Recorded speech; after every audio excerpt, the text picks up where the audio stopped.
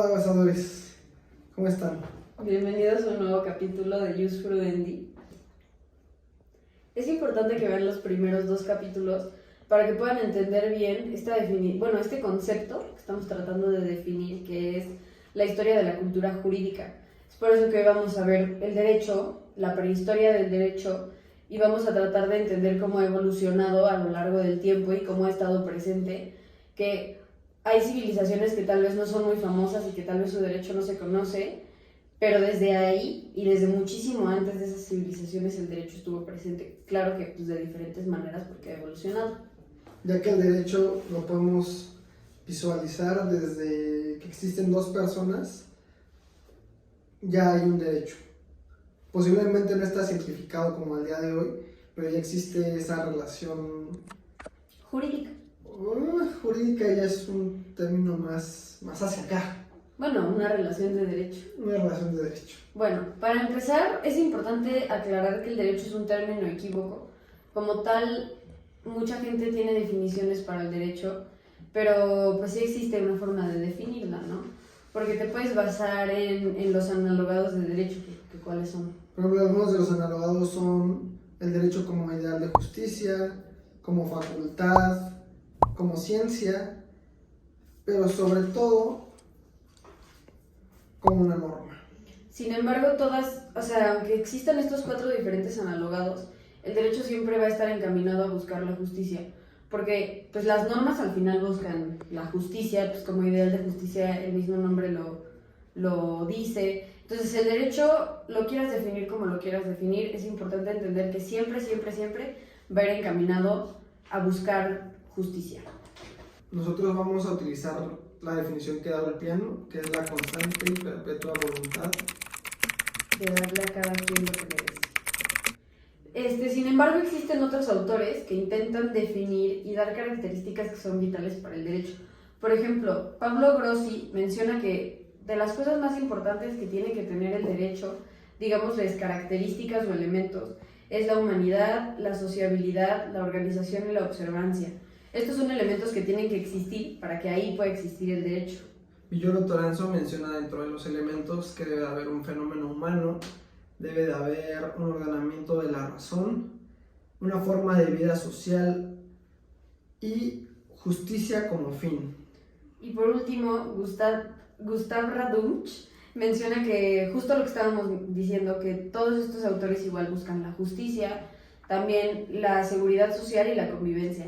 Entonces, aunque sean 3 autores diferentes, de contextos diferentes, épocas diferentes, vidas diferentes, podemos ver que todos de cierta manera, unos agregándole un poquito más, un poquito menos, pero al final los 3 llegan a la misma conclusión, que es que el derecho se tiene que encargar y tiene que estar encaminado a la justicia. Bueno, ahora, como mencionábamos, la prehistoria del derecho, podríamos pensar que empezó, ¿desde dónde la mayoría de la gente dice que empezó? Pues empieza desde que hay una relación entre personas. Sí, pero, o sea, lo que me dentro de las refiero primeras es... civilizaciones. No, pero la gente en sí, o sea, la mayoría de las personas piensan que el derecho empezó en Roma. ¿Estamos de acuerdo? Cuando no es así. Porque muchos romanistas dicen, sí, Roma. Y cuando no, cuando desde... Bueno, cuando desde muchas civilizaciones anteriores lo podemos ver. La primera de estas es Mesopotamia. En Mesopotamia vemos como, digamos, el primer código, que es el código de Hammurabi, y en este código se empieza a regular la materia penal de cierta manera, porque en este código, por ejemplo, estaba lo de la ley del talión, que es penar a las personas con venganza, que como tal obviamente como sociedad hemos avanzado mucho en eso, pero en Mesopotamia si tú matabas, te mataban. Era un derecho vengativo. Si tú robabas, pues no sé, te cortaban la mano o cosas así. Como tal no era un código así, un librito como el que tenemos hoy en día, pero era como una estatua, como un, ¿cómo se dice? No se dicen estatuas, como un pilar de piedra tallado, y en este pilar estaban escritos como este tipo de, digámosles, normas, donde se establecía todo esto que, cómo penar a la gente. Estaba incluida un tipo de justicia retributiva, que es lo que digo, que de la ley del talión. También estaba establecida la persecución de la inocencia, o sea, claro, si te encontraban culpable que mataste, pues te mataban. pero se empieza como a cuidar esta parte y también lo podemos ver como una manera de derecho positivo, porque no se prestaba mucho a ver, vamos a analizar tu caso y no sé qué, y bla, bla, bla. O sea, era de que mataste, pues te mato porque eso dice la ley y ni modo. Sí, ahí están unos datos sobre Mesopotamia. Mesopotamia significa la tierra entre dos ríos. ¿Qué ríos? Tigris y Éufrates. También es importante puntualizar que se cree que el Código Hammurabi fue de los primeros ordenamientos. Cuando no hubo ordenamientos previos a este Código Hammurabi, como lo fue el Ur-Nammu, las leyes de Eshnuna y el Código de Ishtar. Y también hay que puntualizar que aparte de que era un derecho vengativo, estaba muy arraigada la religión. O sea, la religión siempre va a estar arraigada a las personas porque tenemos o sea, por el simple hecho de ser humanos, necesitamos una divinidad que nos vaya guiando hacia lo bueno o hacia el bien. Y justo esto lo podemos ver en las triadas que no solo existen en Mesopotamia, se van a ir repitiendo a lo largo del tiempo. La triada de Mesopotamia era Anu, Enki y Enil, los cuales se repiten, como lo dije, en civilizaciones. En India también hay triadas, en Egipto, y hoy en día lo podemos ver con la religión cristiana, que está Dios Padre, Dios Hijo y el Espíritu Santo, que lo mismo, es una triada. Y que aunque no es nuestro derecho, el mexicano no esté súper apegado a la religión, podemos ver que sí, ¿no? Como que mucha gente, o sea, sí, obviamente respetan la ley, pero también se basan mucho, no sé, en la Biblia, ¿no? Por ejemplo. Hay elementos que, o sea, sea la civilización que sea, siempre va a haber este elemento religioso impregnado en toda la convivencia. Por ejemplo, en México lo podemos ver que hace unos años el matrimonio, el juez tenía la obligación de antes de disolver un matrimonio, tenía que dar como un tipo de terapia para buscar la reconciliación de los cónyuges. ¿Quieres que te platique de los sumerios? Platícame de los sumerios. No, ¿sí quieres? Sí, sí quiero. No, quiero que me platiques. Quiero que me platiques de los sumerios. Bueno, te voy a dar un dato de los sumerios. Se cree que fueron de la primera civilización que tuvo una escritura, la cual era una escritura cuneiforme. Hay que puntualizar en los años, nos faltó puntualizar en los años. Mesopotamia se cree que fue por ahí del año 6000 antes de Cristo. Y los sumerios, bueno, su escritura cuneiforme está aproximadamente, porque tiene la ciencia cierta, en el 3000 antes de Cristo. Era un sistema de escritura y surge en Mesopotamia también. Ya, a ver, deja de detallártelo. El último dato súper importante de Mesopotamia es que además de que podemos ver la justicia retributiva, también podemos ver el derecho teocrático. ¿Cuál es este derecho? ¿Por qué? Porque se encargaban de impedir que el fuerte aplastara al débil. Es por eso que tenían como esta meta o este objetivo de destruir a los malvados y a los perversos. Porque el código de Hammurabi como tal no se enfocaba en la justicia. O sea, lo podríamos ver que sí, porque pues a ver, o sea, pues matar está mal, quieres regular todo esto, pero justo más que justicia, un derecho no racional. No, más que justicia, les importaba el orden. Y como lo hemos visto a lo largo del mundo, de la historia y del tiempo, el miedo pues genera orden. Es por eso que el código Hammurabi fue muy efectivo, porque era de que, oye, matas, te mato.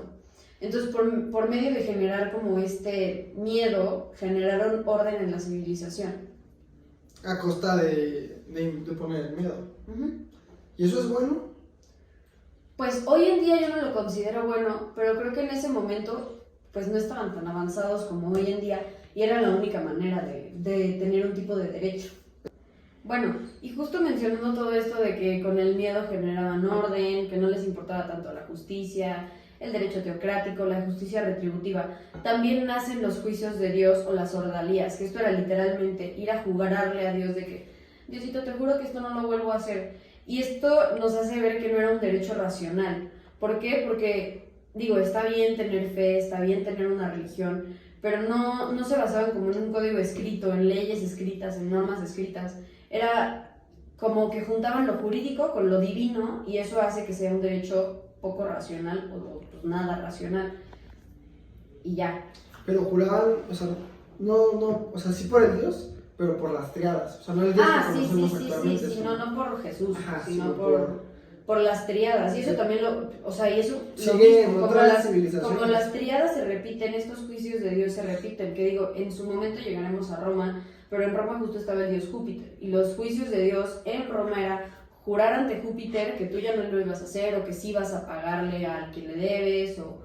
Ese es el problema con las ordalías, que no son justas hasta cierto punto, entonces son racionales, y el uso de la razón está muy limitado. Ahora brincaremos a India. De India se cree, bueno, se empieza a comentar que su fecha fue el siglo III antes de Cristo, y a diferencia de Mesopotamia, que tenía el código de Hammurabi y las leyes de Eshnuna y todos los que ya mencionamos antes, aquí hay un código de Manu. Este código fue escrito en sánscrito. ¿En sánscrito? En sánscrito. ¿Dónde es sánscrito? Sánscrito es una lengua. Ah. Por eso fue escrito en sánscrito. Nuestro código civil está escrito en español. A ver, dame 2 palabras en sánscrito. No sé hablar sánscrito. ¿Tú no sabes hablar sánscrito? No lo he aprendido. Hay que aprender a hablar sánscrito para entender la cultura india.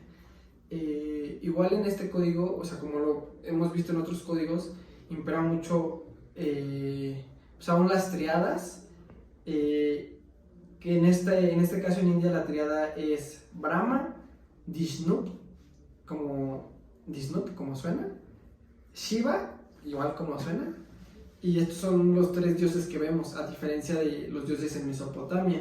Aquí, ¿qué es lo importante de India? Que en India ya se empieza a tocar el tema de un derecho penal, un derecho civil y un derecho procesal. Igual está muy impregnado del karma, ya que se creía que si actuabas bien te iba a ir bien, y si actuabas mal te iba a ir mal. Es decir, que tu espíritu de justicia daba como equilibrio, ¿no? Siempre va a haber un equilibrio, eso es lo que se necesita buscar. Bueno, también en India se pueden ver que justo en este código de Manu había normas morales, había normas jurídicas y había normas religiosas. Entonces volvemos a ver esta parte de que lo jurídico está combinado con lo divino. Igual además de lo jurídico, tocaban temas morales, como ella lo mencionó, y tienen 12 capítulos, que es similar a la ley de las 12 tablas de los romanos. Entonces, y ahí podemos ir viendo cómo todo se va repitiendo. Cómo Roma agarra esas cosas, pero cuando toca hablar de Roma hablaremos de... Que justo es lo que dijimos en uno de los capítulos anteriores, cómo la historia es sumamente importante, porque nosotros podríamos creer que lo de Mesopotamia no tiene nada que ver con lo de Egipto, no tiene nada que ver con lo de India, no tiene nada que ver con lo de hoy en día, cuando todo se va relacionando conforme pasa el tiempo. Y justo hablando de Egipto, volvemos a ver una triada. Estos son Osiris, Isis y Horus, que pues lo mismo, ¿no? Pero aquí había, esas triadas ya era una dinastía también. Sí, exacto. Pero lo interesante y lo particular de Egipto es que es donde se puede ver por primera vez que se le da igualdad a una mujer. Pero bueno, antes de seguir con Egipto, vamos a decir la fecha más o menos por ahí, es como por el 3000 antes de Cristo, más o menos. Del 3000 al 31. Ajá, antes de Cristo. Aquí podemos ver que empieza un poco el estudio del derecho privado. No hay como algo, como un documento, como una cosa tangible que nos hable bien de cómo era el derecho en Egipto, y como tal no encontramos leyes tangibles, pero sí podemos ver cómo las normas jurídicas estaban ligadas con lo moral, otra vez con lo religioso, con lo espiritual.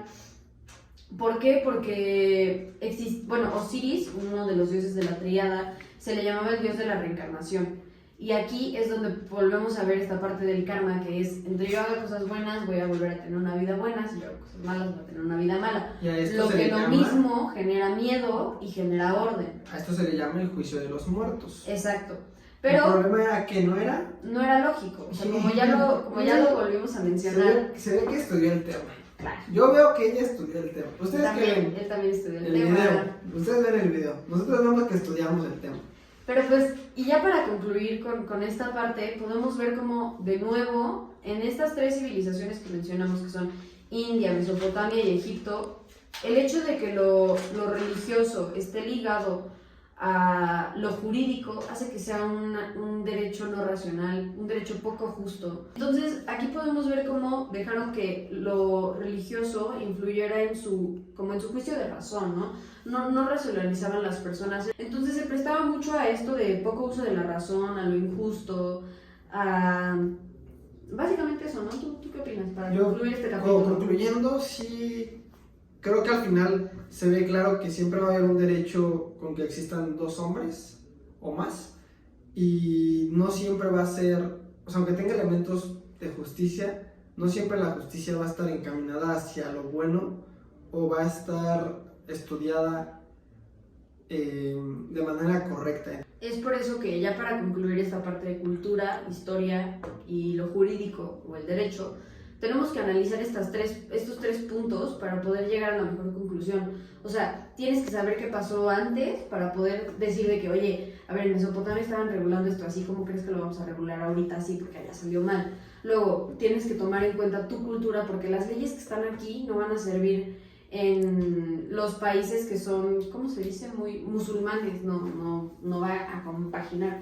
Y tenemos que también tomar en cuenta lo jurídico para ir avanzando. Y entenderlos nos va a dar esta visión más amplia de todo lo que el derecho conlleva, que no solo son normas o solo es tu código civil, sino entender el por qué y cómo hay que regular para no caer otra vez en temas morales. También. Aparte del positivismo en temas morales, no siempre, pero sí. Gracias. Adiós.